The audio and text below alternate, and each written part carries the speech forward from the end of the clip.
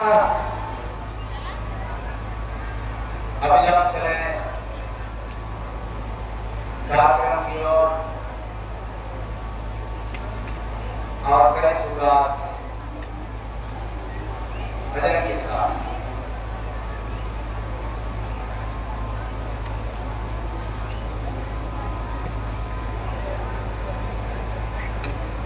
सतगुरुदेव पुकारा ओ साधो, सतगुरुदेव पुकारा, सतगुरुदेव पुकारा ओ साधो, सतगुरुदेव पुकारा।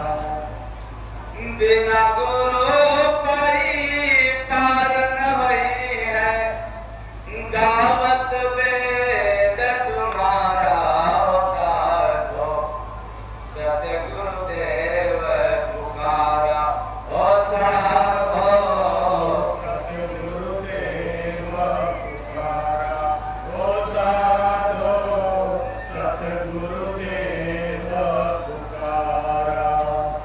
दुनिया में सतगुरु जी आए, जीवन के हितकारी। दुनिया में सतगुरु जी आए, जीवन के हितकारी। सत्संग साहेब रोज सुनावे, महिमा है बड़ भारी। सत्संग साहिब रोज सुनावे, महिमा है बड़ी भारी। आदत बुरा अपना जन्मों का, सुन के वचन सुधारा ओ साधो, सतगुरुदेव पुकारा ओ साधो, सतगुरुदेव पुकारा ओ साधो, सतगुरुदेव पुकारा। कंठी माला तिलक कमंडल, सब भीतर है माना। माला तिलक कमंडल, सब भीतर है माना। थोड़ा सुनने के बाद आडम्बरियों को जरूर बुरा लगेगा, लेकिन रात बड़ी गहरी है अगले लाइन में। वो क्या? श्वास का माला, किसका माला? श्वास का वो भीतर है। श्वास का माला नाम है कंठी, तिलक आत्मा जाना।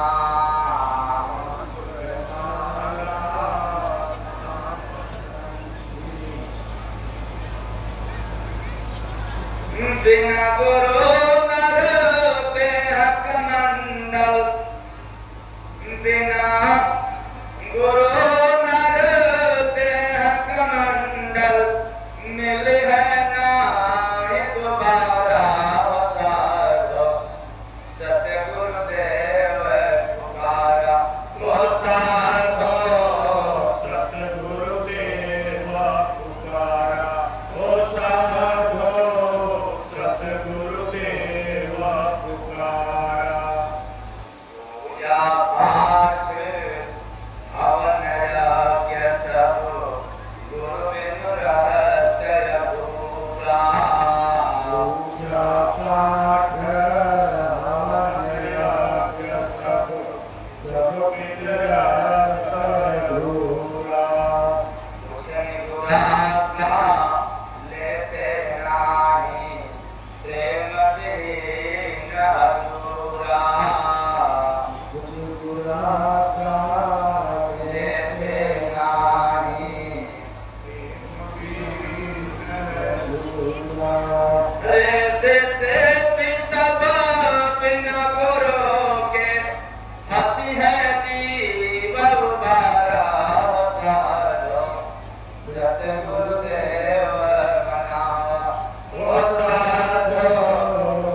करेगा पार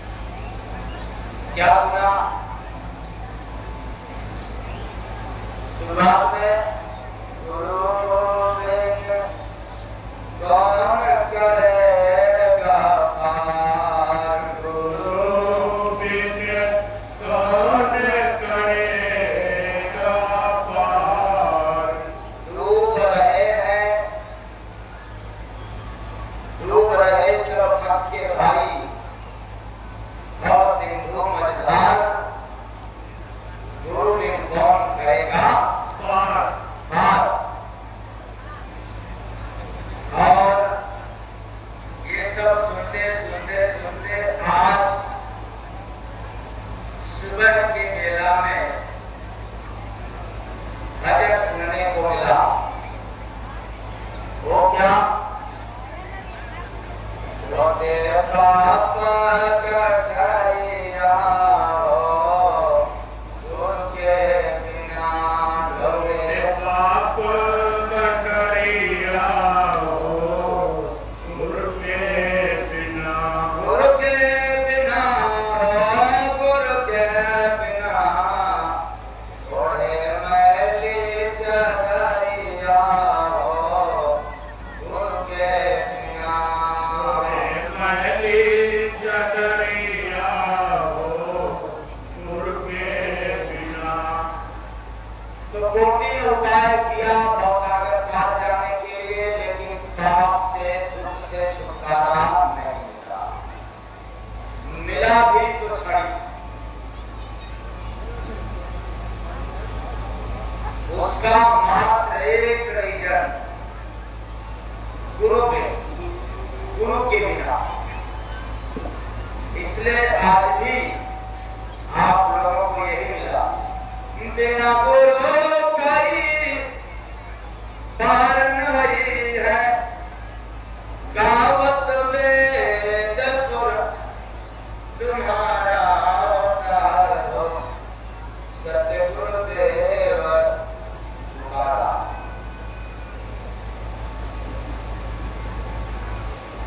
हम लोग कंठी माला का प्रयोग करते हैं, आडम्बरी सजावट करते हैं, लेकिन फिर भी कल्याण नहीं होता। इसलिए नहीं होता कि जो असली कंठी माला तिलक है उसको तो हमने पहचाना ही नहीं। लेकिन एक बात तो सच्चाई है, यदि हम माला घुमाते हैं तो कहीं कहीं उसका राज है। और तिलक लगाते हैं, चंदन जो लगाते हैं, जिस बिंदु पर वहां भी कुछ न कुछ राज है। पर दोनों में फर्क क्या है? अरे इसको अधिकांश लोगों ने बाहर समझ लिया और पहुंचे हुए फकीर भीतर समझ लिया। आंतरिक राज। इसलिए अचेतन प्राण जो ध्यान लगाता है, बैठ कर ध्यान करता है और ध्यान करते करते करते जब शून्य हो जाता है, निर्विचार हो जाता है, तब उसको यह सब भेद पता चलता है। तभी भेद मिलेगा, वरना मिलने वाला नहीं है। उपाय कितनों कर लिया जाए, वैसे जैसे बार बार ट्राई करना पड़ता है।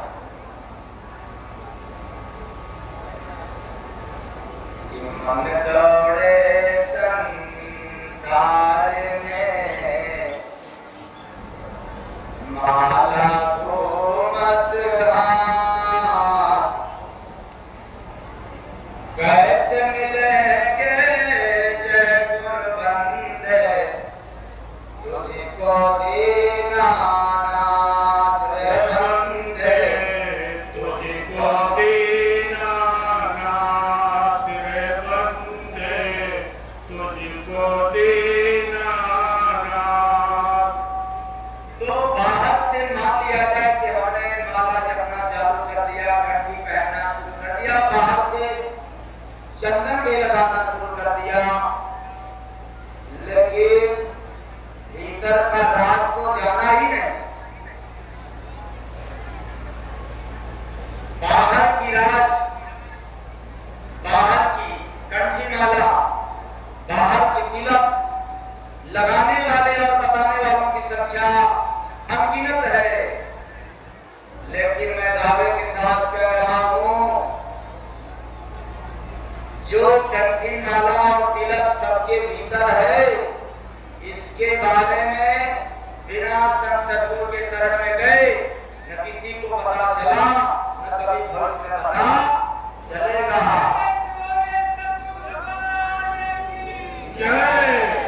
इसलिए हमने भजन के बारे में सुनाया, कंठी माला तिलक कमंडल सब भीतर है माना। कंठी माला तिलक कमंडल सब भीतर है माना। अब यदि किसी को कहा जाए कि देखो भाई कंठी माला तिलक कमंडल सब भीतर है, तो ये कमंडलधारी बात को मानेंगे? मानेंगे? बल्कि जयदेव महाराज का विरोध कर, सत्य को न जानने के कारण लोग विरोध करेंगे, जबकि हमने कंठी माला का विरोध किया नहीं। मैं तो सिर्फ इतना ही कह रहा हूं कि देखो कंठी माला और तिलक कमंडल वो सब भीतर है, और वह भी प्रमाण के साथ बतला रहा हूं। वो क्या? कंठी माला तिलक कमंडल सब भीतर है माना। कंठी माला तिलक कमंडल सब भीतर है माना। अब ध्यान से सुनो, कौन कंठी है, कौन माला है, कौन कमंडल है और कौन तिलक है? तो श्वास का माला, श्वास क्या है? माला। ये आ रही है, जा रही है निरंतर, ये बड़ा लंबा माला।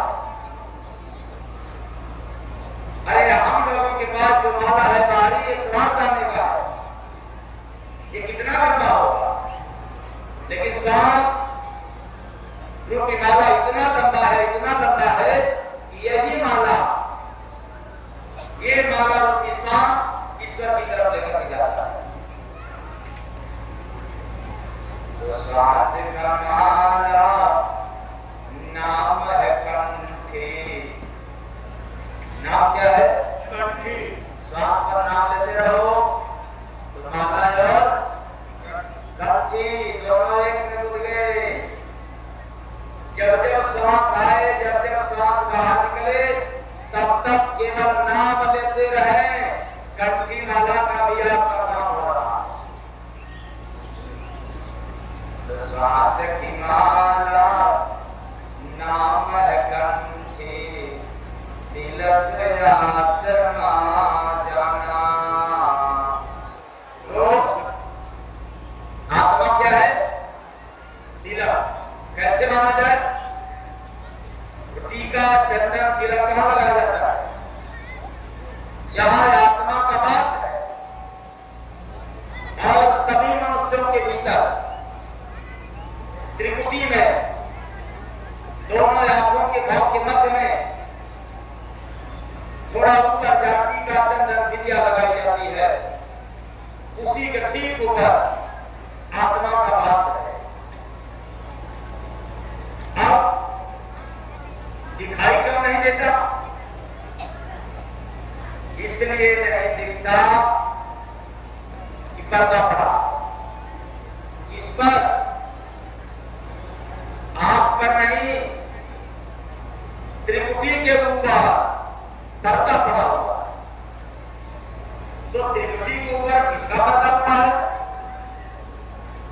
काम का, क्रोध का, लोभ, राग, द्वेष, ईर्ष्या, चुगलाई, निंदा, कपट, जाति मजहब, पाखंड, रीत रिवाज का पर्दा पड़ा हुआ है। इसी के कारण दिखता नहीं। और अपने जमाने में आला फकीर जब संत कबीरदास जी ने धरती पर आया, तो इस पर्दे को क्या कहा? घूंघट का पट खोल रे तो पिया मिले। तो घूंघट में पर्दा, और बड़ा मजबूत, बड़ा मोटा पर्दा है, काम क्रोध लोभ का। जब तक ये खुलेगा नहीं, जब तक ये हटेगा नहीं, तब तक वो दिखता नहीं है। तो हटाने वाला कौन है? सतगुरु। सतगुरु। अच्छा, वेद का अध्ययन कर लेंगे तो हट जाएगा कि नहीं? नहीं हट पाएगा। तीर्थ में स्नान किया पर्दा तो हट जाएगा? तो भी नहीं हट सकता। अब इसमें अधिकांश जो प्रश्न आया है 3 दिन से कुछ न कुछ उत्तर मिल गया, बस डायरेक्ट हमने नहीं दिया, लेकिन इनडायरेक्टली हर पर्ची का मिल गया है उत्तर। अब अलग अलग बताने में थोड़ा लंबा समय लग जाएगा, क्योंकि ये कम थोड़ा है। अब जरा देखो आप, सत्संग चल रहा है गुरु के बिना, बस ये छोटा से छोटा पर्ची, मतलब जो जैसे आया वैसे लिख करके दे दिया। देखो ये अब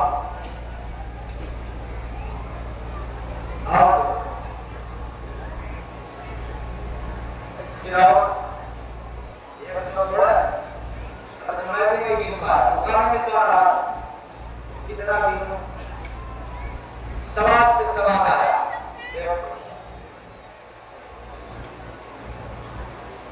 अभी है इतना जल्दी छोड़ खत्म है, अभी भी और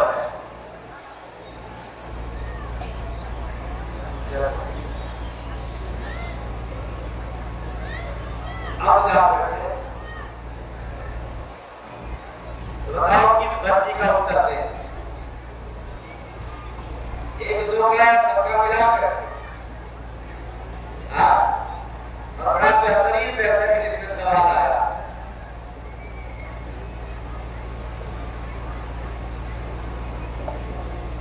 जिसमें हिंदू राष्ट्र से लेकर के 51 कांड और साधु के प्रकार, कितने प्रकार के, और गुरु के प्रकार,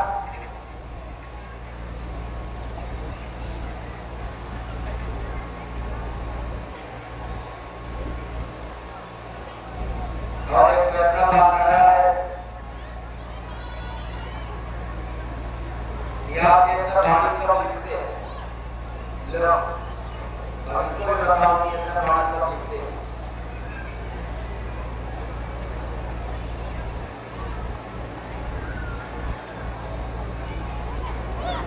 कुछ प्रश्न भी है, कुछ परेशानी भी है, दोनों है।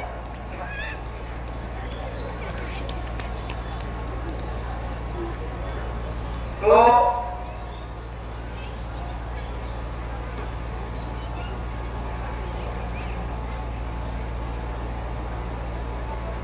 पहला बात कि आप ये सब कब लिखते हैं?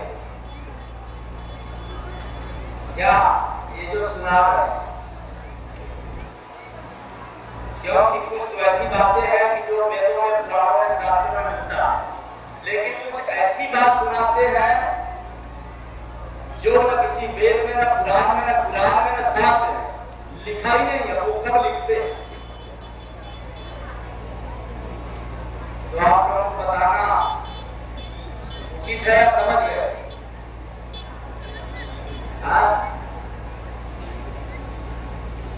बताना पड़ेगा इस टाइम लिखते हैं।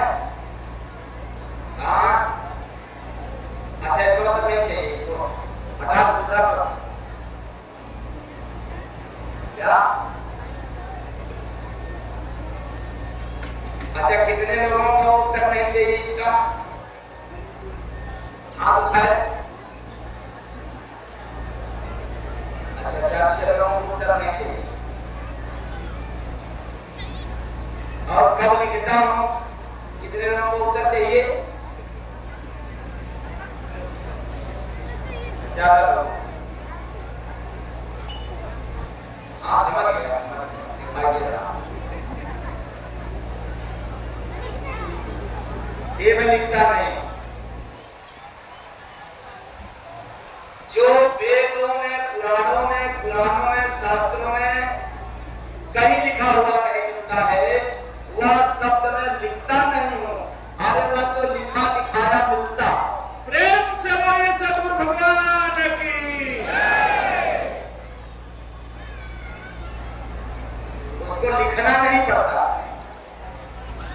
लिखाया, सजा सजाया हुआ वो तो मिलता है।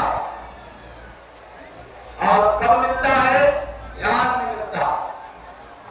कब मिलता है? ध्यान में। आओ मेरे साथ रहो और पता करो कब लिखता, तभी तो हो गया। क्योंकि मैं लिखता ही नहीं, मैं तो खुद पढ़ने में लगा कौन था, इतना दिमाग है तो लिखने पढ़ने का। तो मस्त कागज छुइयो नहीं, कलम करो नहीं। हाँ हाँ, ध्यान के बाद जब आंख खुलता है तो जो मिला है बस उसको लिखना पड़ता है, लेकिन लिखा नहीं जाता, लिखा लिखाया जाता है।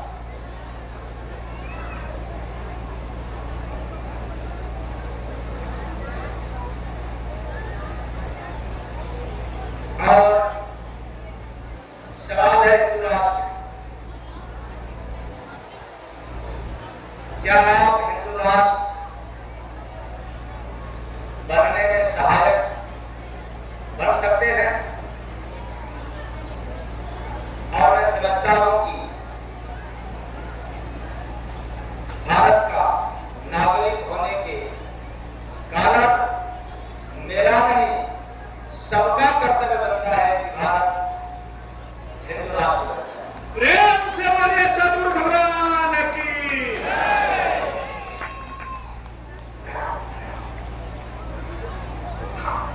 लेकिन कल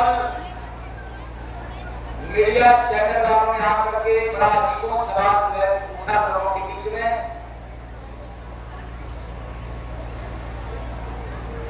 ये महात्मा एक बाबा जो है कि चल दिए हैं इस कार्य को करने के लिए, तो क्या पूरा हो सकता है? तो मैंने जवाब न हाँ में दिया न ना में दिया मीडिया से। मैं जा रहा होगा कि नहीं जा रहा होगा ये नहीं पता, लेकिन हमने कहा मैं एक बाबा से हो सकता है। क्यों? अरे जब धरा पे भगवान राम आए थे तो भी पूरी धरती नहीं सुधर पाई। किसी जमाने में भगवान कृष्ण आए थे तो भी नहीं युद्ध रुक पाया। तो इस जमाने में भी एक बाबा कुछ नहीं कर सकता, प्रयास कर सकता है, एक आग लगा सकता है, चिंगारी जल सकता है। अब कितना धड़केगा आने वाला समय बताएगा, लेकिन एक बाबा नहीं कर सकता।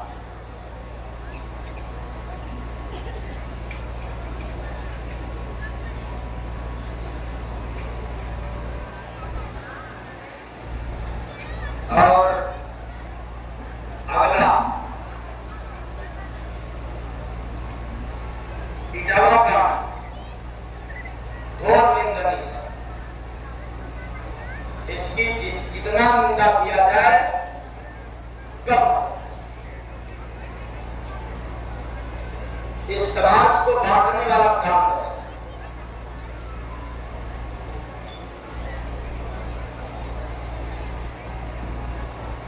धर्म अध्यात्म के नाम पर जब हम सभी लोग हिंदू हैं तो हिंदू होने के कारण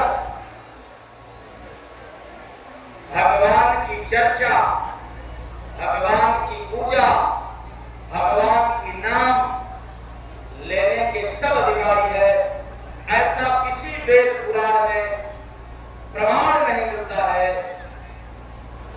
कि इसके उत्तराधिकारी कोई निर्धारित वर्ग है, निर्धारित जात है, इसको सब कोई ले सकता है। अब इसका थोड़ा कई तरह से आपको उत्तर देना पड़ेगा।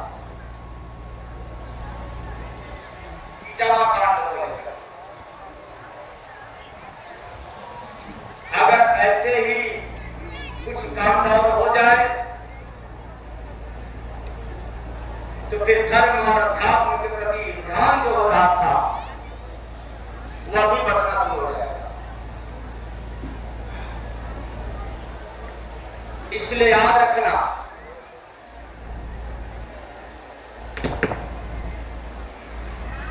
सभी कथाकार चाहे वो किसी जाति के हो, पहले तो मैं ललकार के कहता हूं कि कथाकार कभी सत्य नहीं हो सकता। मंडलेश्वर, महामंडलेश्वर और शंकराचार्य कभी भी सत्य नहीं हो सकते।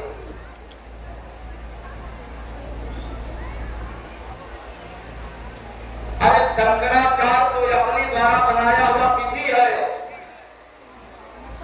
ये वेद पुराण के द्वारा नहीं बनाया जाता।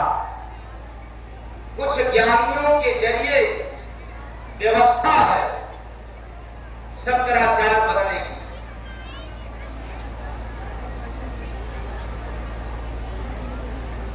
लेकिन वेद पुराण शास्त्र रामायण गीता का यदि अध्ययन करो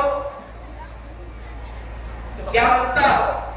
हर अध्याय में, हर वेद पुराण शास्त्र में एक ही बात को कई तरीके से लिखा गया है। अब शंकराचार्य आचार्य को क्या करते हैं कथाकार? जिस पुराण को पाते हैं उसी पुराण की व्याख्या करके, बदला करके भ्रमित करते हैं। समस्त वेदों पुराणों का सार नहीं बदलाते, सबका अलग अलग। देखो यहाँ ये लिखा है, वहां वो लिखा है, यहाँ ये लिखा है, और सबका सार क्या लिखा है ये नहीं बदला। जय। कथाकारों में बड़ा विवाद है। वो कैसा विवाद है? कोई कथाकार कहता है कि लेडीज व्यास पीठ पर नहीं बैठ सकती, बैठ करके कथा नहीं बोल सकती। कोई कथाकार कहता है 3 दिन के पीरियड में महिलाओं को तो एकदम से नहीं कुछ करना चाहिए। अब बात समझ में नहीं आता है कि वेद किस जमाने में लिखा गया और आज जमाना कहां चला गया। कथाकारों के पास अनुभव नहीं है वर्तमान की, उनके पास रट्टू ज्ञान है वेद पुराण शास्त्र की। मैं आप लोगों से कहना चाहता हूं, आज की पढ़ी लिखी महिलाएं, लड़कियां जब भी बहू बन करके जाती है तो सबसे पहले वो घर में अलग करना चाहती है। बोले आप लोग गलत है या सही है? हाँ सही है। तो वेद में पहले क्या लिखा हुआ था? क्या ये वेद में लिखा है? हाँ नहीं लिखा। लेकिन यह वेद में लिखा है कि 3 दिन का समय अशुद्ध माना जाता है, पर यह नहीं लिखा हुआ है कि जब महिलाएं अपने अपने घरों में अलग रहेंगी तो आजकल जो सरसी विलास पैदा हो रहे हैं, बेचारी जब किचन में नहीं जाएंगी तब तो सरसी के पापा या बेलन लेकर के बेलन क्या करोगे? वेद को लेकर के चाटोगे? इन कथाकारों को क्या कहा जाए? भगवताचार्यों को बहुत बड़े ज्ञानी, बहुत बड़े महात्मा बनते हैं समाज में फूट डालने के लिए। अरे आज महिलाएं कहां से कहां तक चली गई और फिर भी उनको गर्त में, अंधविश्वास में डालने की बात वेद की कहता है। भाई वेद की बात मानना है तो चलो, मैं कोई आप लोगों को गलत नहीं कहना चाहता। अपने अपने घर में अपने औरत के जब 3 दिन का पीरियड का दौर होता है तो कहना भाई कि चलो जो डब्बू बब्बू गब्बू अब स्कूल जाएंगे, अब हमें 3 दिन टिकट बना करके देंगे और तुम राज करना। बात सही होगा कि नहीं होगा? आप लोग तैयार रहेंगे कि नहीं इस बार? जोर से बोलो ना, भाषा बड़ा नाम रहा।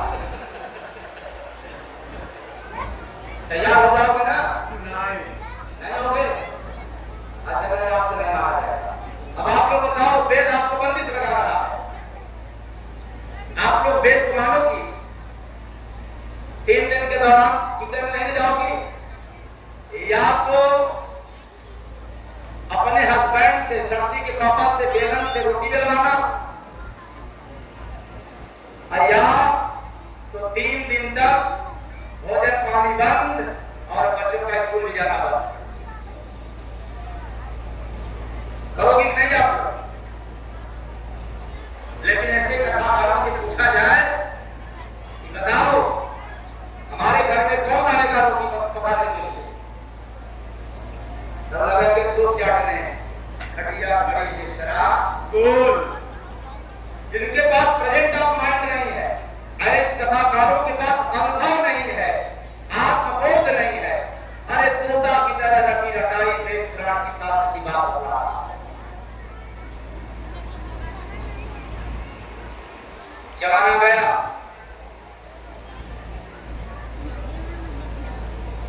इतना व्यवस्था चल दिया, टेक्नोलॉजी आगे बढ़ गई, डॉक्टरों ने क्या नहीं खोज करके आप लोगों के लिए बनाया, फिर भी हम वेद लवेद में चल रहे जी रहे, ये भ्रांति है। कथाकारों में बड़ी झगड़ा होता है, कथाकारों में झगड़ा वेद पुराण का लेकर के नहीं रहता है, कथाकारों में झगड़ा ज्ञान की होता है कि देखो मेरा ज्ञान बड़ा है, और वो कथाकार कहता है कि मेरा ज्ञान बड़ा है। लड़ाई वेद पुराण शास्त्र की नहीं है, लड़ाई ज्ञान की, और ज्ञान अहंकार का है, ज्ञान अहंकार को जन्म देता है, इसलिए ज्ञानी व्यक्ति अहंकारी होता है, अभिमानी होता है। अब मैं आपको सीधा ले सकता हूं, जिस तुलसी बाबा को कुछ लोगों ने बदनाम करने की बात सोचते हैं कि तुलसी बाबा ने केवल एक बिरादरी का तजर्बा दिया है, और मैं आज आप लोगों के बीच में ललकार के कहता हूं कि तुलसीदास एक ब्राह्मण होते हुए भी संत थे, कभी भी ब्राह्मण का पक्ष नहीं लिए।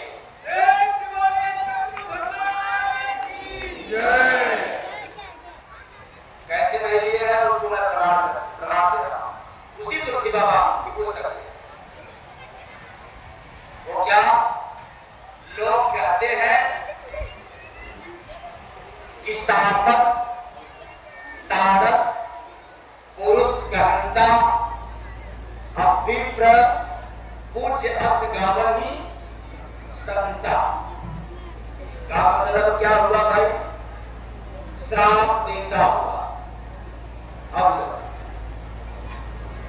विद्वान कितना भी हो जाए, लेकिन तुलसी बाबा क्या करना चाहते हैं,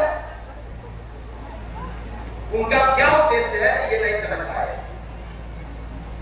तो श्राप देता हुआ,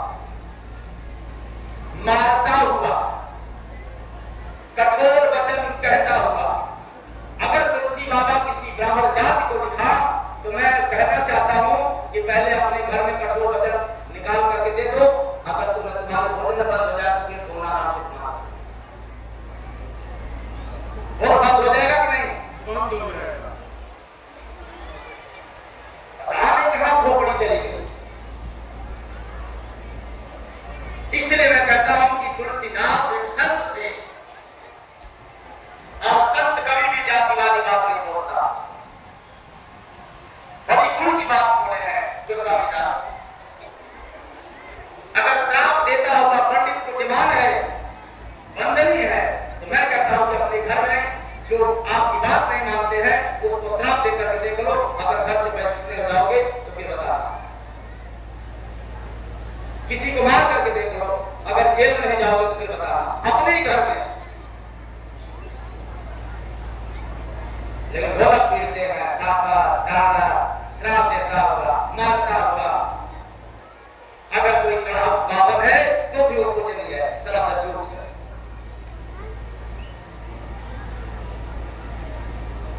और क्या इस बात को गावई संता, अरे अचार लोग नहीं गाए हैं, मंडलेश्वर लोगों ने नहीं बताया है, इस बात को कोई संत कहा है।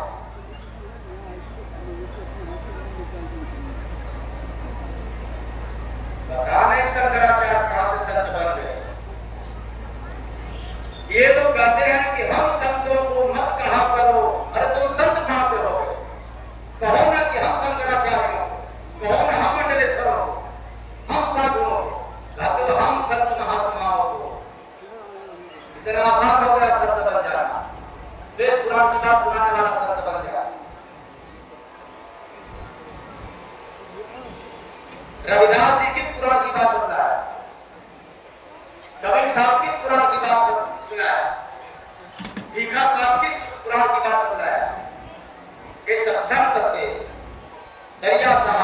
साहब, बुल्ला साहब इत्यादि जितने संत महापुरुष आए, सबने वेद पुराण शास्त्र से हट करके बात सुनाया, अपनी तपस्या की कमाई दिया, आत्मबोध दिया, आत्मज्ञान की बात बताया। और पूजी विप्रशील गुणहीना शूद्र नगुणगण ज्ञान प्रवीणा। शूद्र कितना भी ज्ञानी हो फिर भी हम पूजा नहीं कर सकते, और ये लोग कितने भी गड़बड़ हो तब भी पूजनीय है। गुणों से युक्त और ज्ञान से निपुण शूद्र है तो भी पूजनीय नहीं है। और उसी तुलसी बाबा की अरणकांड की चौपाई है, फिर इसको मैं आगे की बता रहा हूं। या जब भगवान राम सबरी के पास जाते तो सबरी अधम जाति की, नीच जाति की क्या कहती है, यही मेरी स्तुति कर हम तुम्हारी अधम जाति, मैं जड़मती भारी। बाहर हमारे भगवान राम और तुलसी बाबा कितनी मार्मिक बात यहां पर लिखा। तुलसी बाबा के कर्म से अबानी लिखने को मजबूर हो गए। अगर तुलसी बाबा के अंदर ब्रह्मवाद रहा होता तो कभी नहीं लिखते, लेकिन यहां स्पष्ट कर दिया कि कह रघुपति सुन भामिनी माता, मानव एक भगत कर नाता। और आगे कहते हैं जाति पाति कुल धर्म बड़ाई, अधन बल परिजन गुण चतुरा।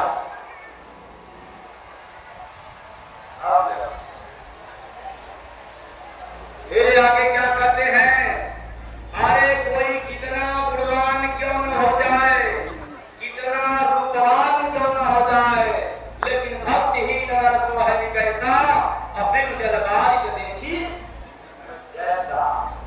बादल हो और बरसात न हो तो व्यर्थ है। गुणवान कितना भी समाज में हो जाए, कितना भी चतुर हो जाए, लेकिन भक्ति नहीं है तो पूजनीय नहीं है। रामचरितमानस के अरणकांड में तो अच्छी तरह से पूरे अरणकांड का ही अध्ययन करके देख लेना, मत जाना किसी कांड में। अरणकांड का ही अगर अध्ययन कर लिया तो आपको भेद मिल जाएगा। पूजनीय वही है प्रथम जिसके अंदर दया, क्षमा, शील, गुण, भक्ति, भजन ये सब गुण पाए। इसलिए वेद पुराण शास्त्र किसी जात के लिए नहीं है। हाँ, जात यानी वर्ण व्यवस्था है, रहेगा, मैं इसका विरोध नहीं कर रहा। जब शादी करना है तो अपने ही जात में करना है। अरे तो जाति व्यवस्था जीने की एक उपाय व्यवस्था, लेकिन जाति से आज तक कोई परम तत्व की प्राप्ति नहीं किया। इसलिए तो पहुंचे हुए फकीरों ने संत तुलसी बाबा के हमने बदला दिया बात। अब संत रविदास जी का जात पात पूछे नहीं कोई, हरि को भजे सो हरि का कोई। और संत कबीरदास जी का जात में पूछो सादगी। इटावा कांड में सबसे बड़ा गलती अगर हुआ है तो हिंदू नाम पर जात पूछ लेना, धर्म के नाम पर कलंक केवल जात पूछ लेना। अलग बात है, नाटक हो रहा है कि डबल आईडी, ट्रिपल आईडी कानून दिवस है, लेकिन ऐसे धर्म के नाम पर जात पूछ लेना ही धर्म का अपमान है। धर्म किसी जाति का नहीं है। वो धर्म क्या जो जाति पूछे, हमारे धर्म वही है जो सबको जोड़े।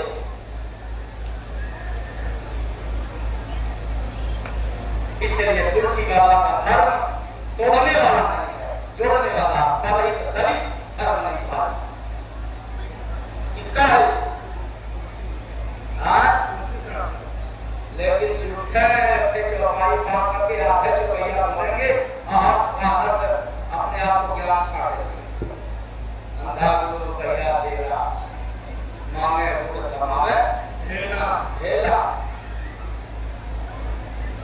किसी पुराण में कुछ लिखा है, किसी शास्त्र में कुछ लिखा है। इन खोइयों से पूछा जाए 18 पुराण है और 18 पुराण में 17 पुराण जिंदा रहने की बात बतलाता है कि जिंदा रहते ही भवसागर पार हो जाता है।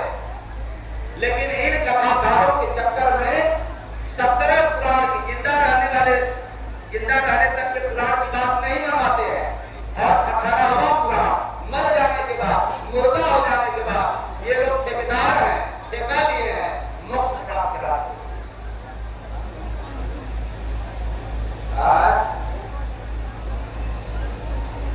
आप लोग देखते हो नहीं सभा में ठेकेदार पड़े तो मरने के बाद आपको मुक्ति देते हैं और जिंदा इन लोगों के बाद फिर पुराण का मतलब नहीं है, कोई ज्ञान नहीं है कि भाई जिंदा रहते ही मुक्त हो जाओ, नहीं मर गए हो ना आपको मैं मुक्त कर दे। आधा पहला चेला मांगे गुण थमावे हेला धर्म के नाम पर केवल जाति का नाम ले लेना ही धर्म को बदनाम करने के बराबर है। और धर्म किसी को छोड़ता है, धर्म के नाम पर कुछ भी करोगे कलंकित होगे।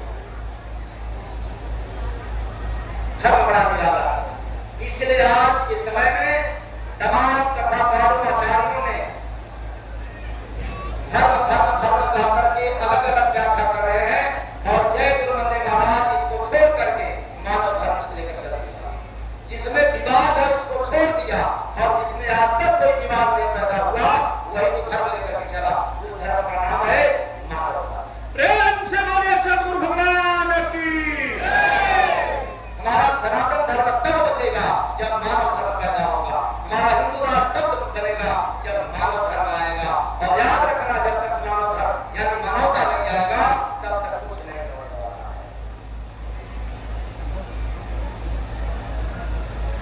फिर से मैं कहना चाहता हूं कि पूजा पाठ के नाम पर जाति मजहब की बात जहां आ जाए वह पूजा खंडित हो जाए।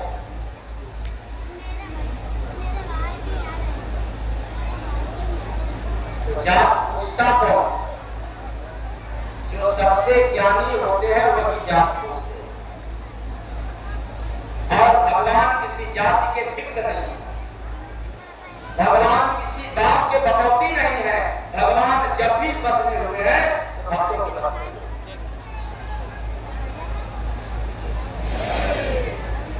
गलत है सही है? ये आप लोगों को बरकरार रहा। भगवान किसी जात की लिखा में नहीं है, लिखित में नहीं, और भगवान किसी बात की बकौती नहीं है और भगवान केवल भक्तों के बस में रहने वाले। इसलिए सबरी के बस में हो गए राम,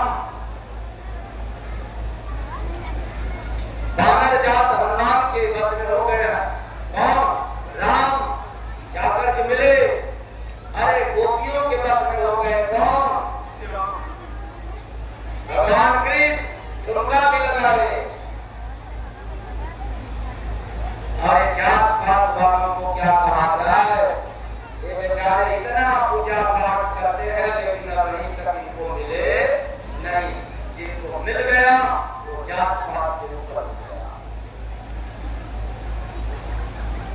इसलिए जो जात पात का, अरे भाई नेताओं की बात छोड़ो, मैं कथाकारों से कहना चाहता हूं नेता क्या बोलते हैं, नेता को बोलना जरूरी है क्योंकि नेता को चाहिए वोट और कथाकारों को चाहिए नोट।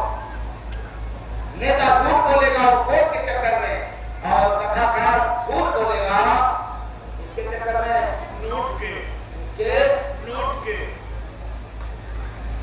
इसलिए मैं नेताओं के पास नहीं जाना चाहता हूं। कथाकारों को जो धर्म की बात मत पसंद है उनको मैं कहना चाहता हूं तुम तो बच जाओ।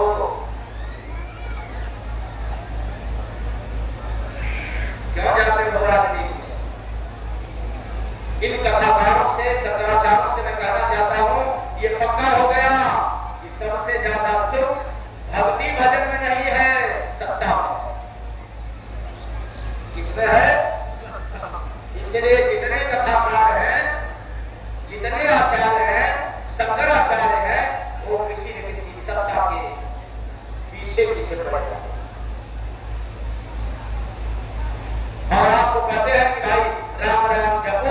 तुम्हें बड़ा सुख मिलेगा, तो तुम्हें क्यों नहीं मिल रहा? क्यों जा रहे हो सत्ता के चक्कर?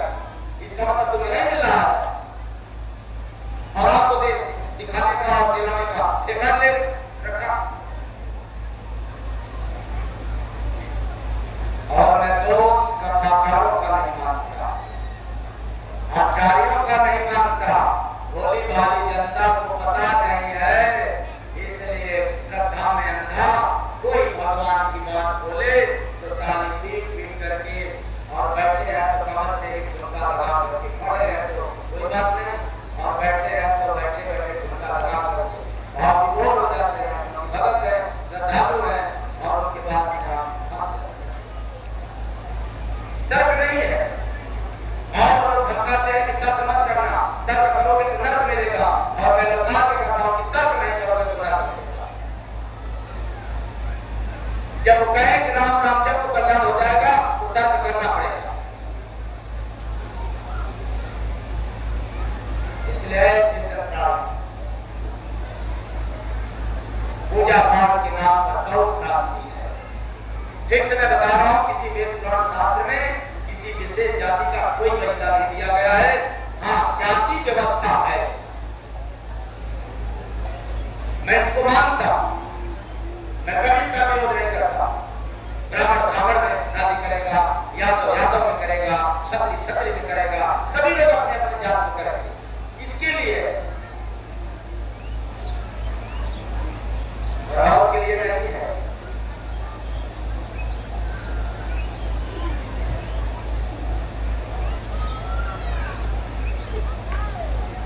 और गुरु के बारे में जान लें, ये लोग गुरु नहीं है। कौन? गीता मानस बाइबल बोले लिखा पुराण, गीता मानस बाइबल बोले लिखा पुराण, कथाकार है जय गुरु बंदे, गुरु कहे निज ज्ञान बंदे, गुरु कहे निज ज्ञान बंदे, गुरु कहे निज ज्ञान। गुरु क्या कहता है? निज ज्ञान, निज ज्ञान, आत्मज्ञान। और कथाकार पुराण बाइबल वाले रटी रटाई विद्या हम सुना दे। इसलिए दोष उनका नहीं है, आपका दोष है। कहोगे क्यों? हमने तो उनको समझा नहीं, समझा यही कि बस असली बाबा है, महात्मा है, इसलिए उनके शरण हो गया। क्या कहा गया? गुरु करे जानकर और पानी कैसे पिए? बिना छाने पानी पी जाओ तो दोष किसका? बिना जाने गुरु कर लिया तो दोष किसका? अरे जब कथाकारों को गुरु बना लिया, महामंडलेश्वर को गुरु बना लिया, तो उनका क्या दोष? दोष तेरा। गुरु कौन है? उसे जानो लोक है, उसे रूह को ज्ञान दिखा दिया सो जय गुरु बंदे, वही गुरु है संत बंदे, वही गुरु है संत बंदे, वही गुरु है संत। ऐसे ही गुरु लोग कहते हैं आप भाषा में गुरु का मतलब प्रकाश, अंधकार को मिटा देने वाला है, भगा देने वाला, प्रकाश को फैला देने वाले जो गुरु कहते हैं, ये सामान्य भाषा है, सामाजिक भाषा है, धार्मिक भाषा है। लेकिन आध्यात्मिक भाषा में प्रभु से गुप्त है, जो तेरे भीतर गुप्त है। क्या? आत्मा गुप्त है, श्वास गुप्त है, परमात्मा तेरे अंदर गुप्त है, प्रेम गुप्त है,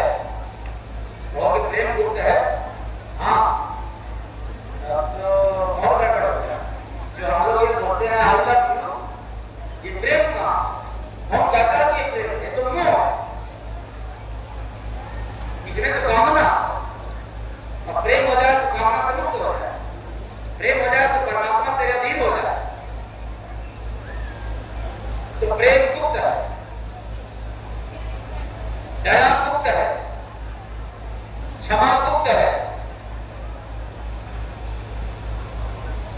ऐसे गुप्त धरोहर को जो प्रकट कर दे, दिखा दे, वही गुरु है। बाकी तो बाहर में खाने के लिए लोग कहते हैं कि बैठे रहो सावधान, भगवान मिल जाएंगे, कल्याण हो जाएगा।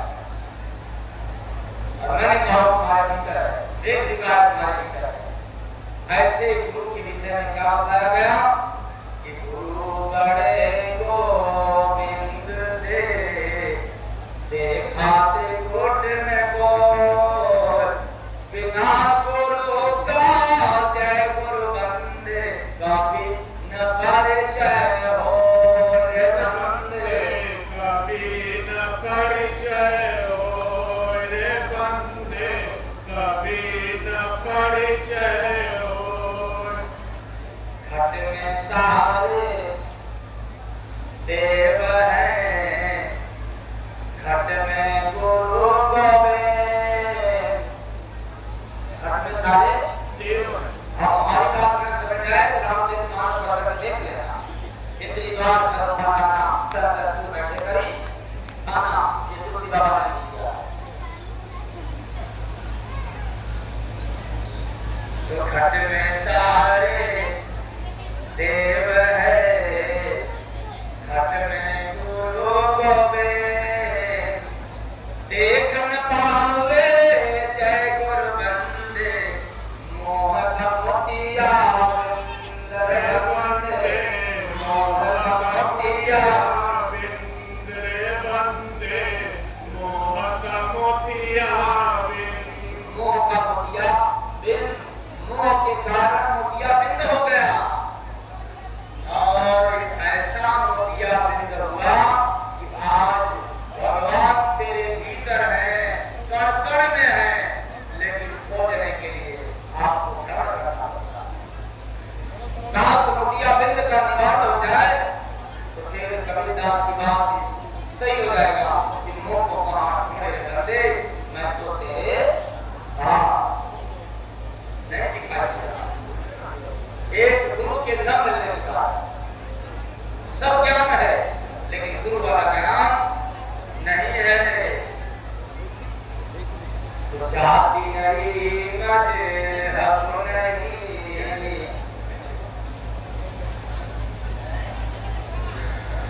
जाति नहीं मजहब नहीं, हर लेते जो ज्ञान वही गुरु है।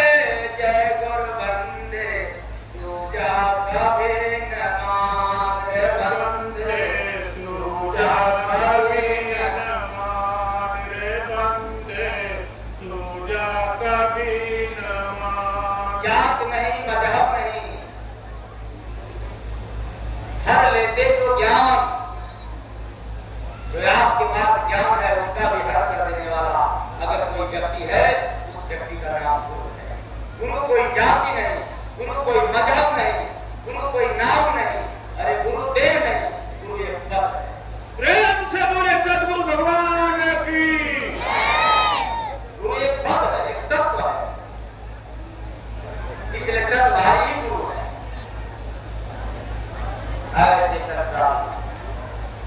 हम लोगों ने जाति बिरादरी वाला गुरु खोजना चालू कर दिया।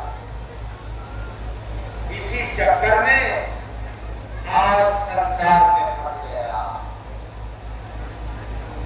ऐसे गुरु के पास जाओ जिसके अंदर कोई मजहब नहीं, कोई जाति नहीं, कोई भक्ति नहीं, और ऐसे गुरु बिरले मिलते हैं। तो सतगुरुदेव पुकारा साधो, सतगुरुदेव पुकारा, सतगुरुदेव पुकारा साधो, सतगुरुदेव पुकारा। बिना गुरु कोई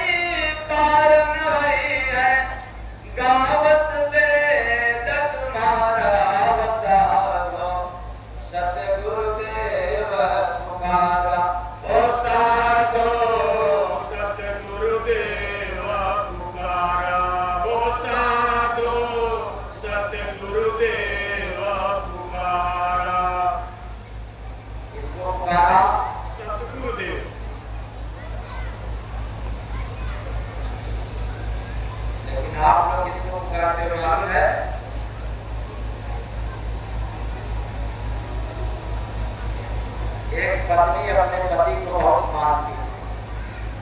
पता नहीं बाकी आप लोग मानती है नहीं, ये मैंने पता। मैं उस पत्नी की बात कर रहा हूं कि जो मानती, इसलिए इस भाव में आकर के अपने पति से पूछ ली, क्यों जानू, क्या मैं तुम्हारे सपनों में आती हूं?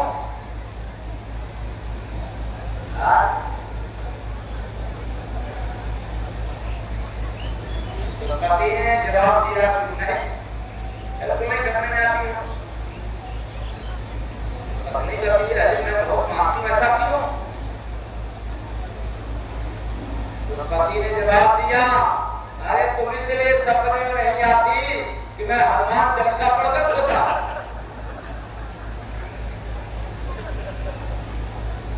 और बड़ा हनुमान चालीसा पढ़ने का आपके पास कैसे आए सपने में?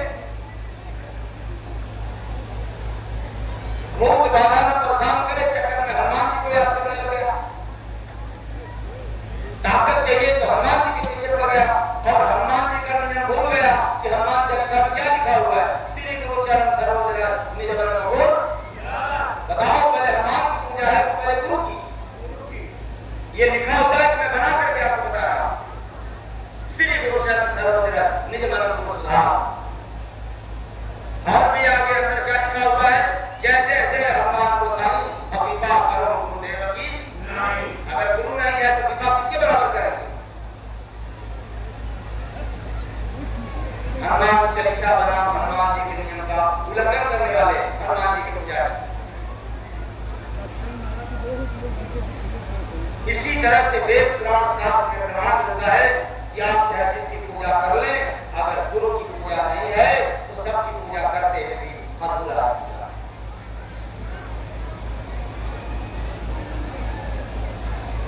और हमने तो सतगुरु तेरे पर पुकारा बसारो, सतगुरु देव पुकारा, सतगुरु देव पुकारा बसारो, सतगुरु देव पुकारा। अच्छा चलो, वेद में, पुराण में, शास्त्र में या किसी भी धार्मिक पुस्तक में लिखा है कि तुलसी माई की विवाह होना चाहिए, होने से बड़ा लाभ मिलता है। वेद में तो लिखा है, चाहे शास्त्र में लिखा है। मुझे वेद पुराण शास्त्र पढ़ने का समय नहीं मिलता है, मैं बाहर आ जाता हूं।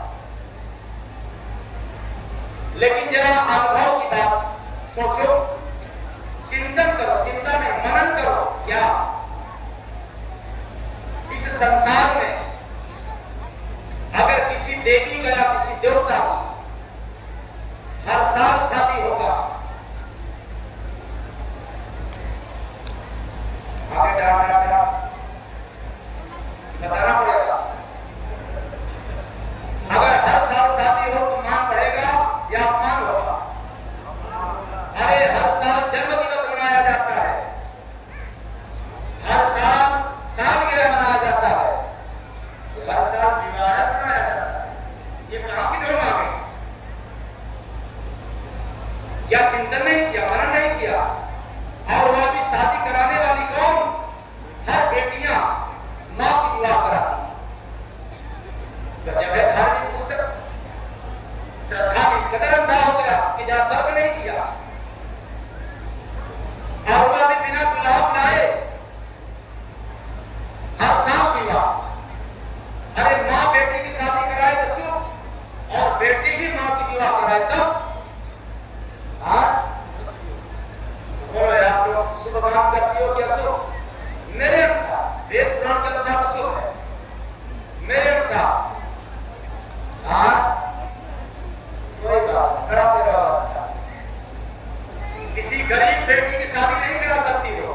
इस श्रद्धा में अंधी लोग किसी गरीब बेटी की घर की शादी नहीं कराएंगी, लेकिन तुलसी मौका को माई बना करके, दुल्हन बना करके हर शादी विवाह कराएंगे। और मैं दावे के साथ कहता हूं, अगर गरीब घर की बेटी का आप विवाह न करा सके, लेकिन विवाह में पूजा के बदले जो पैसा लगता है यदि देना चालू कर दो, तो तुम्हें वो आशीर्वाद मिलेगा जो तुलसी माई मिलेगी। प्रेम से बोलिए सतगुरु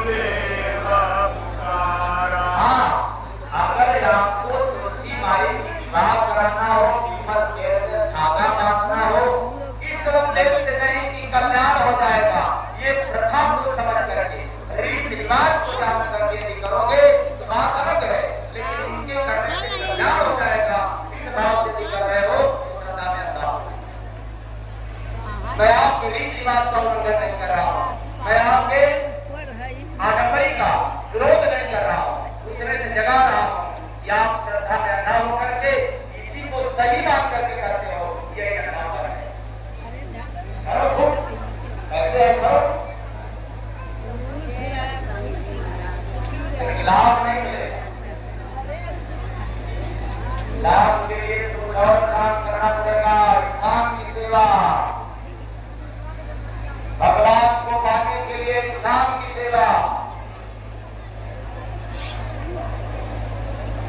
अपना जीवन सफल बनाने के लिए इंसान की सेवा, और संसार में महान बनना हो तो इंसान की सेवा। बाकी और करते करो, कोई महान नहीं हुआ।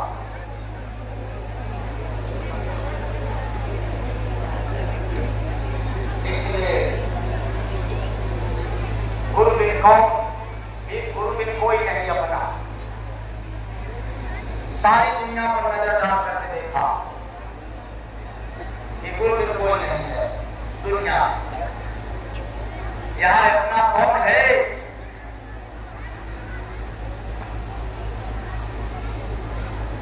यहाँ वही अपना है जो मौत के पहले भी और मौत के बाद भी, वही तो है गुरु। बाकी तो जिंदा रहते भी साथ छोड़ देने वाले हैं, और मुर्दा के समय तो लोग घाट में जाते हैं, 5 लाठी मार के चले जाते हैं।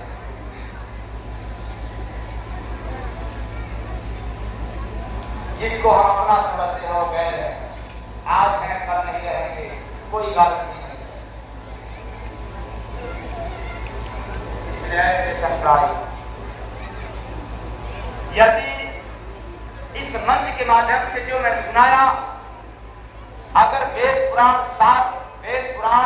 और पुराण का सार न निकले, निचोड़ न निकले, तो मत मानना। और यहां से जाने के बाद वेद का पुराण का सार का अध्ययन करना। अगर ये समझ में आए कि यही निचोड़ है, यही मुख्य है, यही सार है, यही तत्व है, तो फिर आप उस पर भी कोई प्रतिबंध नहीं। इसलिए बिना गुरु का न वेद का राज मिलेगा, न भगवान का नाम मिलेगा, और न गुरु की कृपा मिल पाएगी। चाहे कितनों जाकर के मंदिर मस्जिद गुरु के पास कृपा मांग लो, तो भी नहीं मिलेगा। तब कहो कि बेकार है, जब गुरुओं के पास जाने पर कृपा नहीं मिलती है तो फिर क्यों जाए? कृपा बिना मांगे मिलता है। क्या? बिना मांगे कृपा मिलता है। और कैसे मिलता है गुरु कृपा, उसके बारे में आपको बता दे रहा हूं।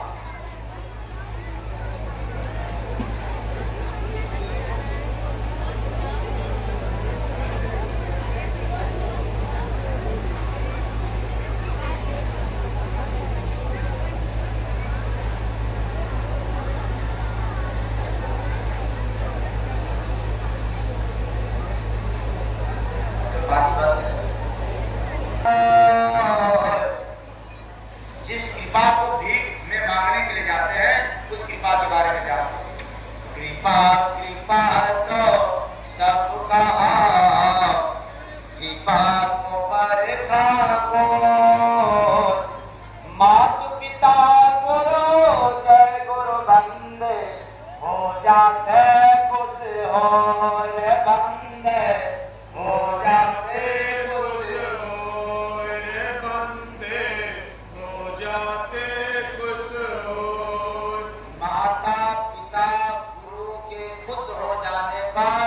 बिना मांगे कृपा मिल जाती है।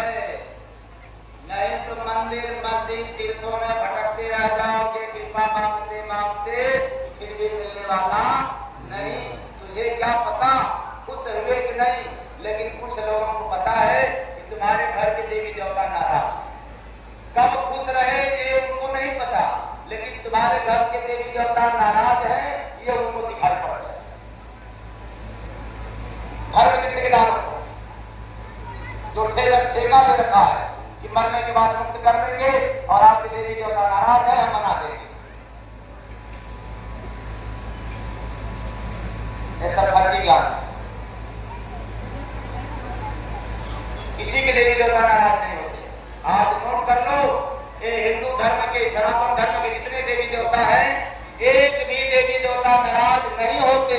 आप पूजा पर्व न करो, ये इतने महान है, इतने दयालु है कि कभी नाराज नहीं होते। वैसे जैसे एक माता पिता अपने औलाद पर कभी नाराज नहीं होता, उसी तरह से ये देवी देवता कभी नाराज नहीं होते। ये हमारे देवी देवता जब भी धरती पर आते हैं, असुरों का नाश करते हैं।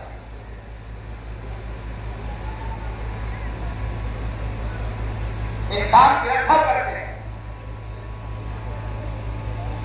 और दानव का नाश करते हैं। इसलिए आशीर्वाद अगर कोई राक्षस प्रवृत्ति का है, वो पूजा पाठ करके और मांगे आशीर्वाद तो मिल जाएगा क्या? नहीं। हाँ नहीं।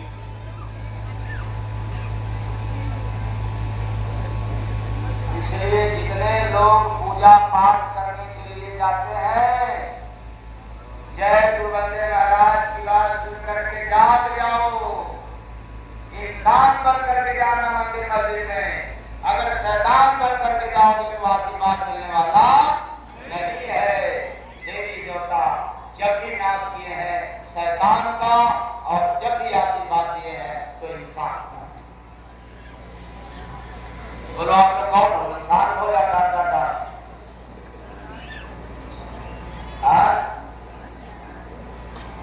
चुगलाई नहीं करते हो आप लोग?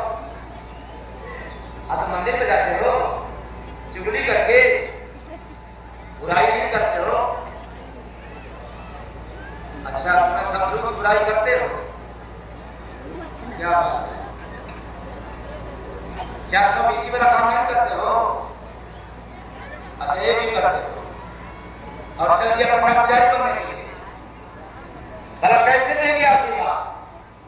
कितने कंठी वाला घुमा दो, मुख मेरा बगल में छुरी, बाजा हाथ काट ले मूड़ी, कभी आशीर्वाद नहीं मिल सकता। और एक इंसान बन करके जाओ, मंदिर मस्जिद के देवता निकल कर तुम्हें आशीर्वाद देने के लिए आएगा। पहले इंसान तो बनो, पुजारी बाद बनना, पंडा बाद बनना, ज्ञानी बाद बनना, पहले इंसान बनो। और इंसान बनने के लिए डिग्री की आवश्यकता नहीं है, इंसान बनने के लिए धन की जरूरत नहीं है, इंसान बनने के लिए पूजा पाठ की जरूरत नहीं है। इंसान बनने के लिए इंसानियत का होना अनिवार्य है।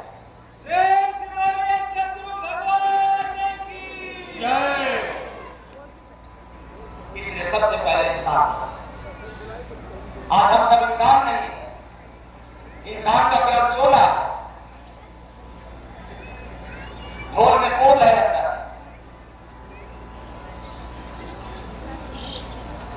तो इंसान बनने के लिए कड़ी मेहनत करने की जरूरत नहीं। सत्संग सुनो, समय समय पर भजन करते रहो, और किसी परम गुरु का, श्रेष्ठ गुरु का दर्शन भी करते रहो, अपने आप इंसान बन जाओ। जो हरे राम ढोलक पीटते रह जाओगे, रखते रखते चले जाओगे, लेकिन इंसान नहीं बन पाओगे। इसलिए सबसे पहले क्या बनना है? इंसान। इंसान। क्या बनना है? इंसान। आप लोग बनोगे इंसान। लगता है कि लज्जा, क्योंकि हम लोग शैतानी हरकत कर रहे थे, अब बोलेंगे कि हाँ, तो मालूम हो जाएगा कि सब शैतान।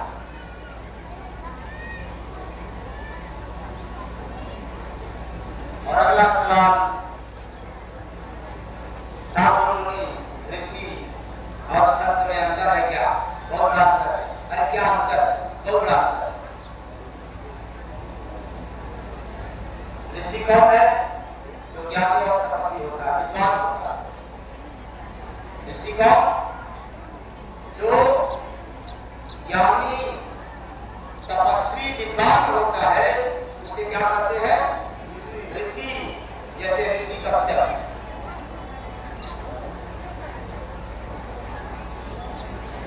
को ध्यान और मौन व्रत धारण करने वाले को क्या कहते हैं? मुनि, जैसे कपिल मुनि। और साधु किसे कहते हैं? सन्यासी, जो भक्ति और योग में लीन रहते हैं, उन्हें साधु कहते हैं। जैसे नागा साधु, ये साधु। संत कौन? समाज को प्रेम और भक्ति का मार्ग दिखाने वाले को संत कहते हैं।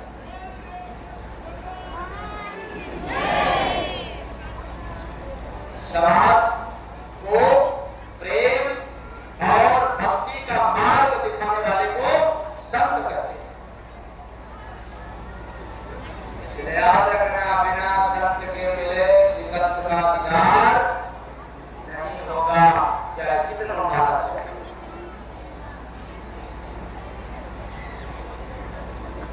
और गुरु 7 प्रकार के पूजनीय है। 7 में 6 गुरु संसार तक और 17 गुरु अमर लोक तक।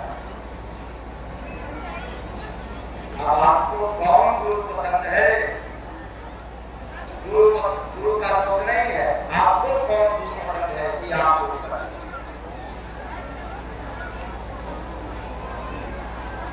जिसके लिए अपने जमाने में कबीर साहब सुनाए थे,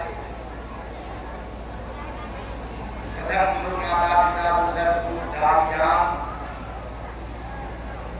तीसरा गुरु नाम जपा। ऐसे करते करते 7 जन्मों तक पहुंचे। लेकिन मैं यदि बताऊं तो थोड़ा विस्तार से लंबा हो जाएगा, क्योंकि वो तो कबीर साहब ने जमाने में बताया था। और इस जमाने में क्या है?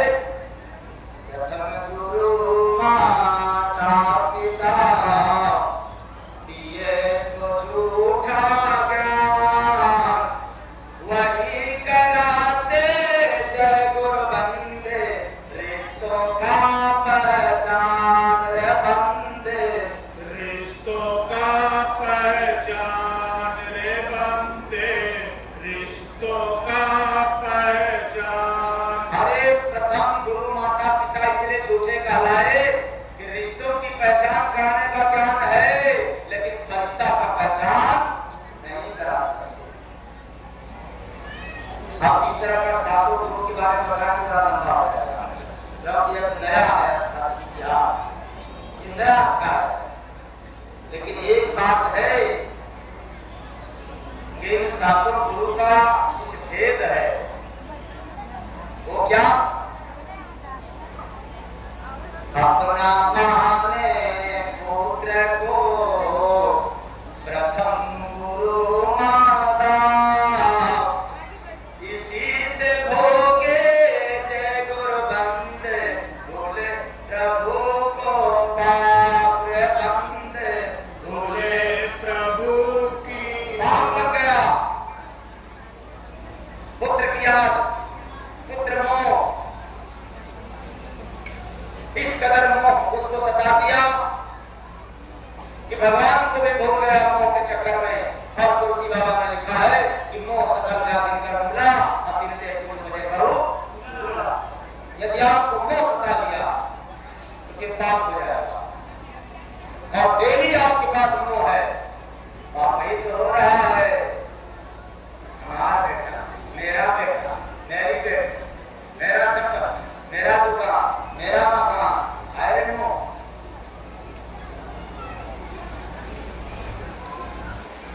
गुरु दूसरी मांगती परिचारिका दाम, नेग लिया सो जय गुरु बंदे, किया सफाई चार बंदे, किया सफाई चार बंदे, किया सफाई चार। गुरु पुरोहित तीसरा बड़ा लालची हो, बिना दक्षिणा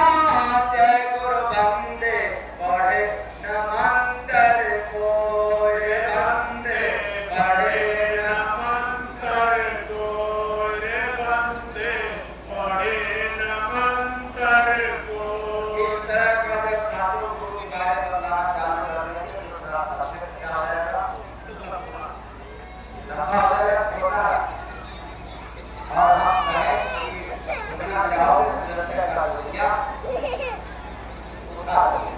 हाँ अब ये कहना चाहता हूँ कि इस पर हाथ मत उठाना, इसलिए मत उठाना, मैं पूछूं तब भी मत उठाना।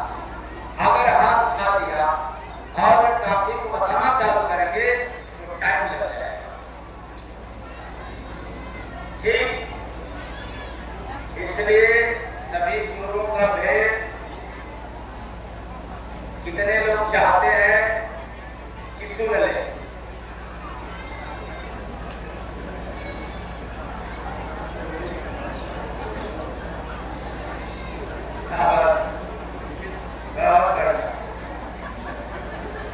कोई नहीं चाहा। हाँ देख रहा हूं क्या संख्या कमजोर है। अरे किसी अगले सब्जेक्ट में अगले प्रसंग में जब उठेगा तो फिर सातों गुरु का पर्दा खोलेगा और एक अलग इतिहास रहेगा सातों गुरु का। हमारे जिंदगी में इतिहास ही रचना में लिखा है, कोई घमंड की बात नहीं, कोई गड़बड़ की बात नहीं है। हर एक चीज जगह पर कुछ दिन रुक जाए, उस जगह में खुदाई और कुछ न कुछ चुनाई चालू है। इसलिए हमारे नसीब में है किसी जगह पर अधिक दिन तक नहीं रहना।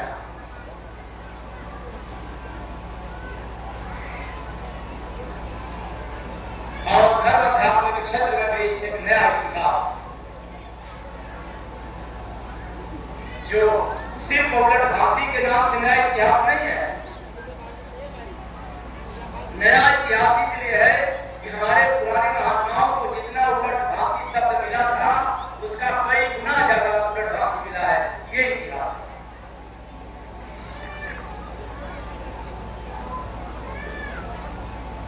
इतिहास इसलिए है कि हमारे अब तक के जितने महापुरुष आ करके चले गए, जिनको भजन मिला था, जितना भजन मिला था उससे कई गुना ज्यादा भजन मिला है, इसलिए इतिहास का काम।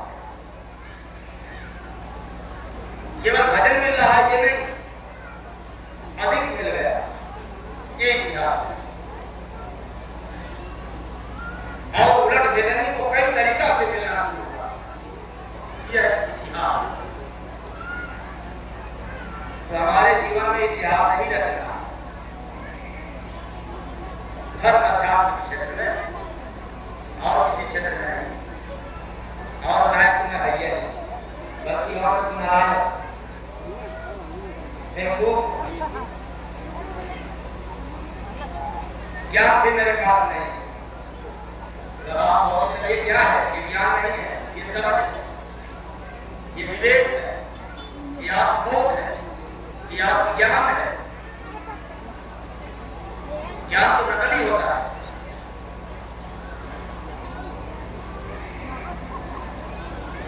इसलिए मैं यही कहना चाहूंगा, इस धरती पर चेतन चोरा में आए हैं, समझने और बुझने वाले शरीर में आए हैं, तो हर महात्माओं के पास जाओगे तब आपका क्षमता बढ़ेगा सोचने और समझने वाला। क्योंकि यहाँ भी सुने हो, कहीं और जाओगे तो वहां भी सुनोगे, तब आप मरोगे, जांचोगे गाड़ी कहाँ ताजा है और गाड़ी कहाँ वासी है। फिर आज बताओ, आप लोगों को ताजा गाड़ी चाहिए कि वासी? वासी चाहिए ना? ताजा। अच्छा, कितने लोगों को ताजा गाड़ी चाहिए?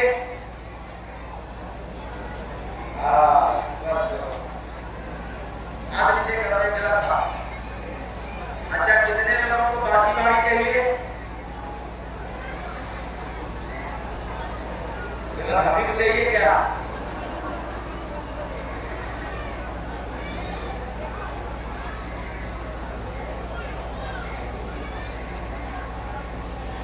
अरे चेतन कालियों, मैंने ललकार के बोला, इस इस संसार में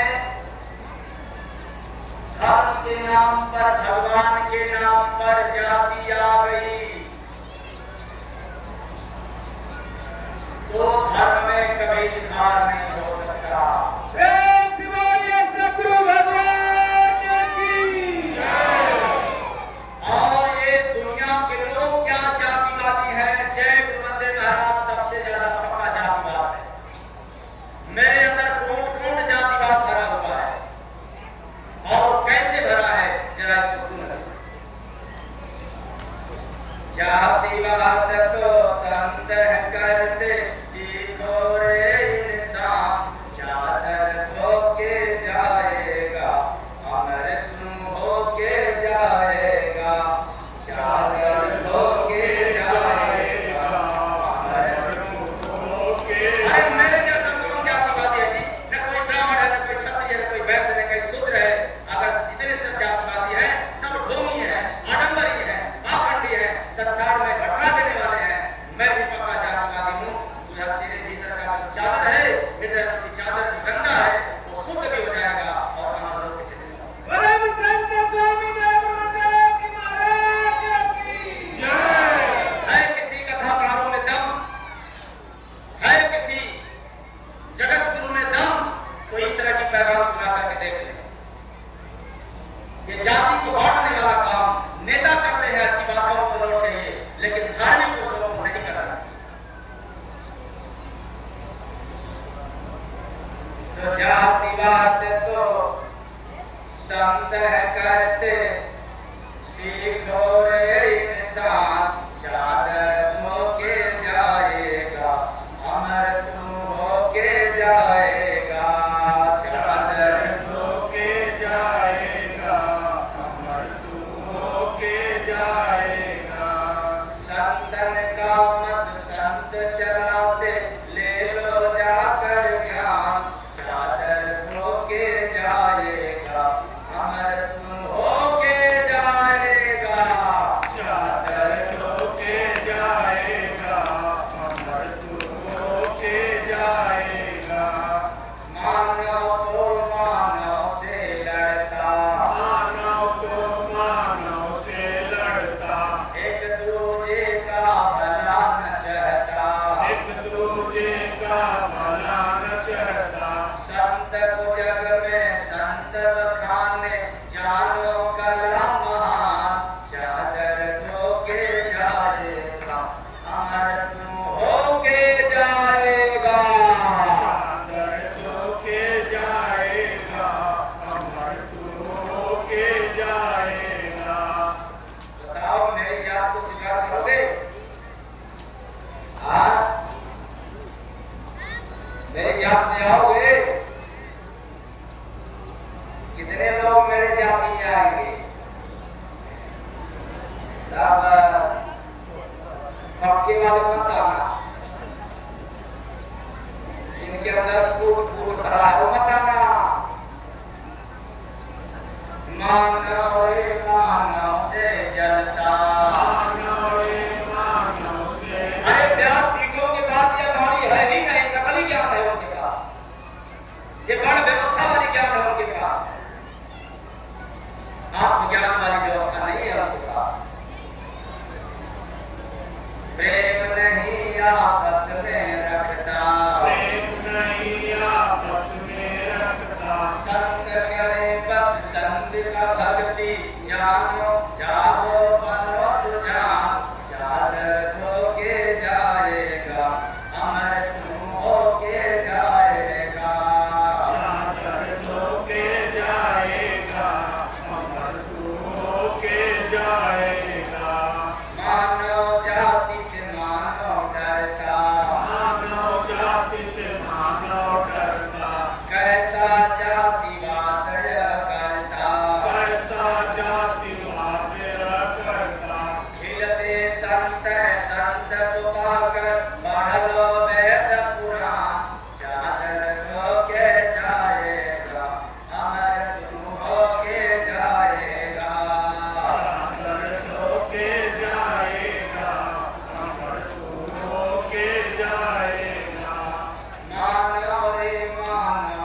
छलता, एक दूजे का निंदक बनता, संत बड़ाई करे संत का ले अनुभव आसान, चादर धोके जाएगा अमर तू होके जाएगा,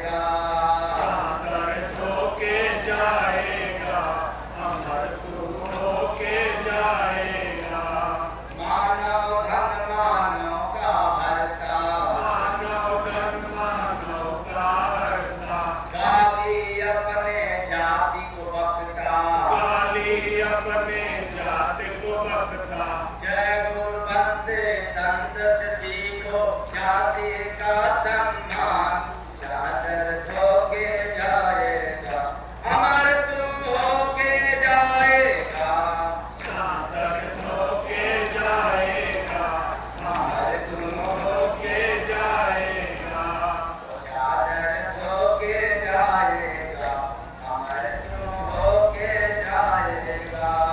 चादर धोके जाएगा अमर तू होके जाएगा, आज मैं आप लोगों को जातिवाद का पाठ कराया, ऐसा पक्का जातिवादी हो जाओ कि संसार में तेरी मलिकता दूर हो जाए, कटुता दूर हो जाए, और इतना पक्का जातिवादी बन जाओ कि इस दुनिया से जाना हो तो जाने से पहले अगर अमर न हो सको तो कोई बात नहीं, लेकिन एक अच्छा इंसान और महान बनकर जाए। इसलिए जितने संसार में महान बने हैं, भगवान बने हैं, वो कभी जातिवाद का पक्षधर नहीं हुआ। ऐसे गुरु के शरण चरण में रहने से कल्याण होगा। न जिंदगी भर कथा सुनते रहोगे व्यस्त लोगों का और झगड़े फसाद में फंसे, तो लगाओ गुरु चरण में ध्यान लगाओ,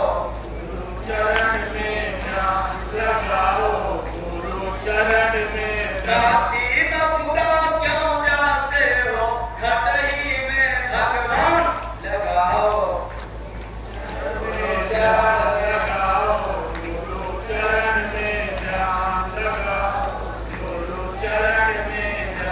काशी मथुरा क्यों जाते हो, खटही में भगवान लगाओ,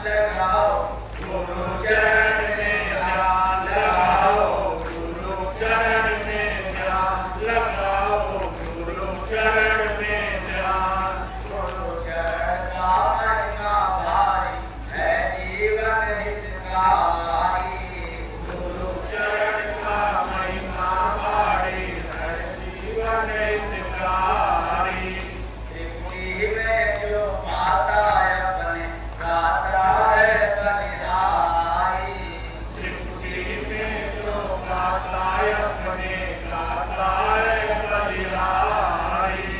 द्वार हरि का खुल जाएगा, करो प्रेम रसता लगाओ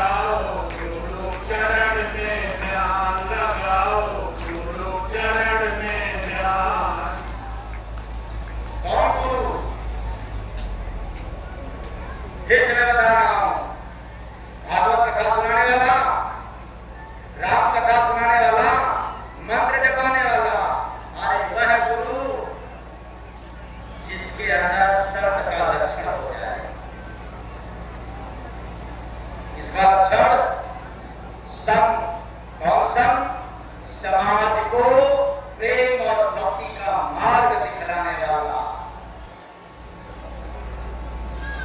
उसको कहते हैं संग। संग जिसका अंत हो गया, जग में वही संत हो गया। संग जिसका अंत हो गया, जग में वही संत हो गया। लोक मोह माया में जीवन है जाता, लोक मोह माया में जीवन है जाता। अंत समय में भी कुछ नहीं पाता, अंत समय में भी कुछ नहीं पाता। जेठ से बसंत हो गया, किसे? जेठ से जेठ से बसंत हो गया, जग में वही संत हो गया। जेठ से बसंत हो गया, जग में वही संत हो गया। आप बताएंगे तो लंबा समय हो जाएगा। पहले मैंने कहा था कि कम से कम 4 घंटा समय होना चाहिए, लेकिन समय ऐसे ही नहीं चलता कि लोग पूरा करें। आज न मेरी बात सुनना न और किसी की, सच्चाई बात है तो रख देना, केवल सच्चाई बात रख देना। कोई अहंकार की बात नहीं पूछ रहा। जब मैं मंच पर बैठता हूं और हमारे बगल में बढ़िया से बढ़िया छोटे बड़े सब कलाकार आते हैं और कला का प्रदर्शन करना चाहते हैं, और मैं समझता हूं कि सबसे ज्यादा पहले आपको वही प्रिय होंगे। आप नहीं, कितने लोगों को प्रिय होंगे वो तो बताएं। अरे जी क्या बात है। अच्छा, मंच पर बैठ जाने के बाद उन लोगों की बात नहीं सुनना पसंद करते हैं, कितने लोगों को मालूम है? देख लो भाई, आप अपनी अपनी औकात देख लेना।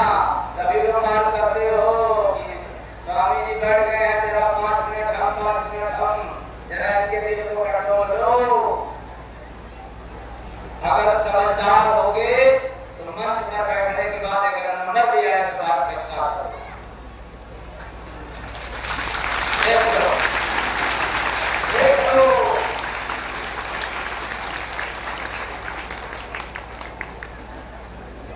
ये जनता के दिल की उद्गार है, कितने आपको अच्छे लगते हो ये आप मालूम हो गया।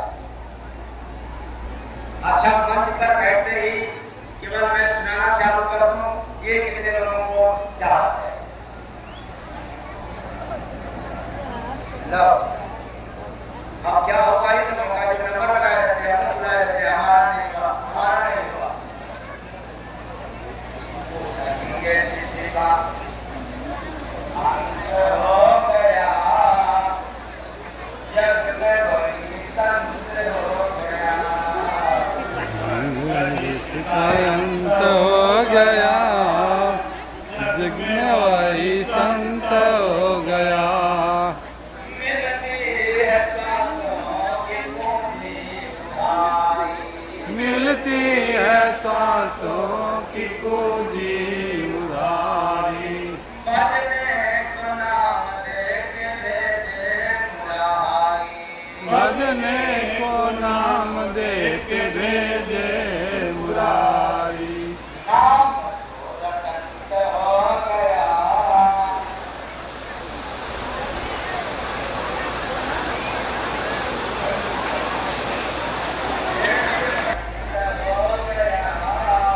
हो गया।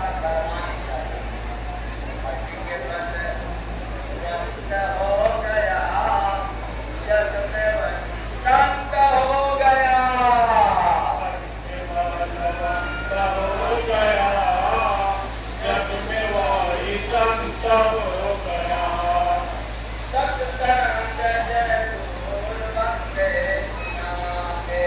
सत्संग जय गुरु वंदे सुनाते। इंसान सबको जग में बनाते। इंसान सबको जग में बनाते। श्रीकांत हो गया जो स्वयं श्रीकांत हो गया, जग में वही संत हो गया। स्वयं श्रीकांत हो गया, जग में वही संत हो गया।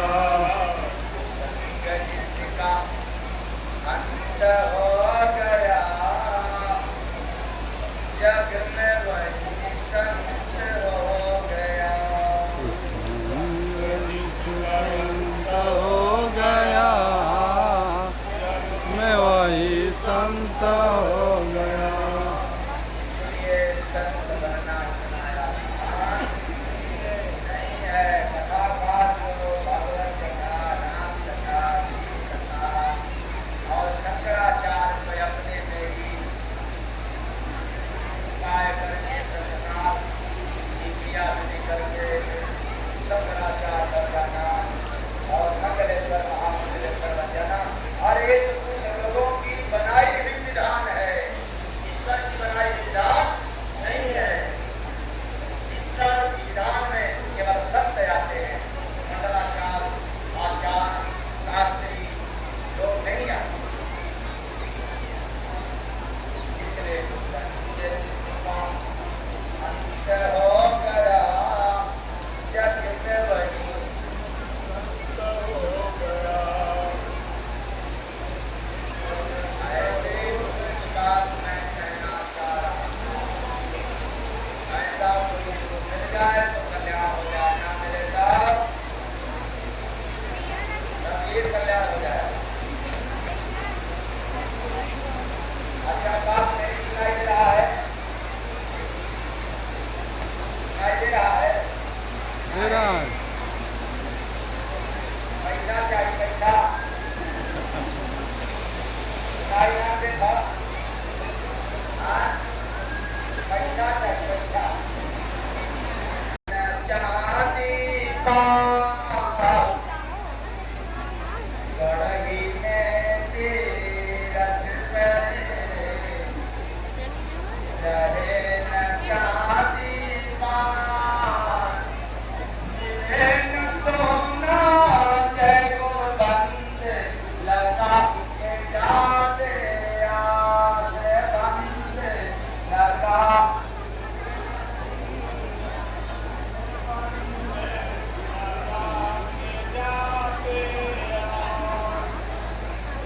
भाई सुने थे आप लोग इस तरह की भाषा कभी सुने थे? आज सुनने को मिलता था, कभी गदैया साहब, कभी साहब आते थे जवाब। और नहीं,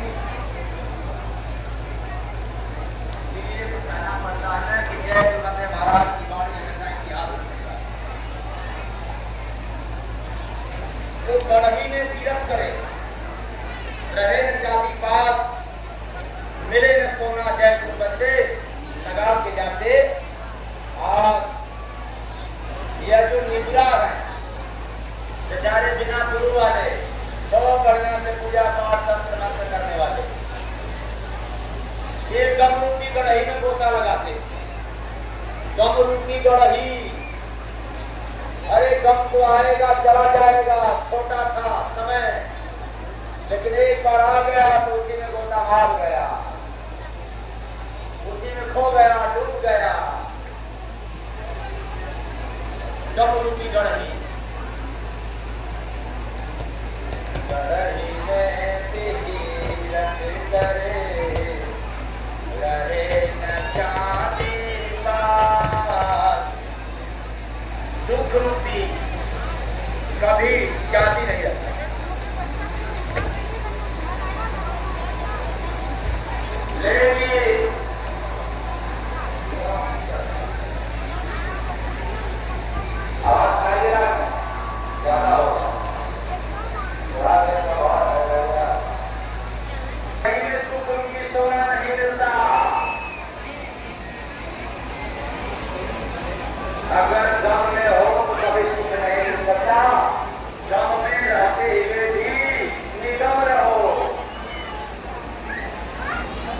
क्योंकि मेहमानों की तरह आया है, चला जाए। ऐसा सागर न करने लहरों के नामान, हवा चलेगा जय गुणवंते, देखत बने सुजान बंदे, देखत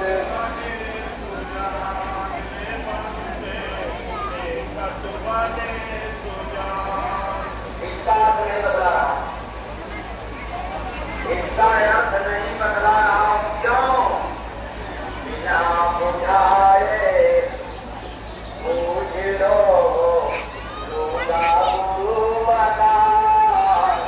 हमने सुना दिया, कोई पूछ जाए बिना मैं बताए तो ना पूछे तो जय गुरु बंदे, चेला बनो जनाए बंदे, चेला अरे बिना बुझाए जो इस राशि बात बताएगा उसका मैं चेला बन जाऊंगा, और ना बदला पाए तो चेला बनने को राजी हो जाएगा। इसलिए इसको छोड़ दिया। तो सतगुरु देव पुकारा बता दो, सतगुरु देव बिना गुरु कोई पार नहीं है, दावत वेद तुम्हारा साधो। सतगुरु देव आप किसी का